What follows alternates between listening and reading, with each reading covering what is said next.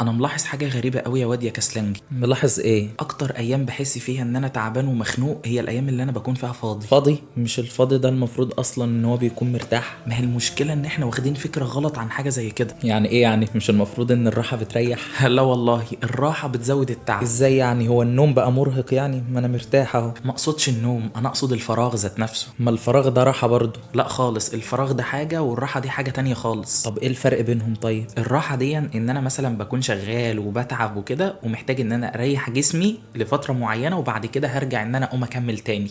لكن الفراغ ده ان انا مريح من غير هدف اصلا. طب بص انا هقول لك حاجه، لاحظ على نفسك كده لما بتكون مثلا مشغول في حاجه وقاعد تعبان وبتشتغل لما بتيجي تنام بتنام وانت مبسوط. لكن بقى لما تقعد فاضي وتنام كتير وتمسك التليفون بالساعات، جرب كده تنام هتقوم هتلاقي نفسك متضايق قوي. بيني وبينك ببقى مكسر ومخنوق ومش طايق نفسي. اهو ده بقى. طب بس ده ليه؟ لان دماغك اصلا متصممه ان هي تشتغل، مش متصممه ان هي ترتاح.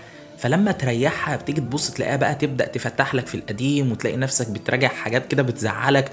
وبص دماغك مش بتسيبك في حالك بجد.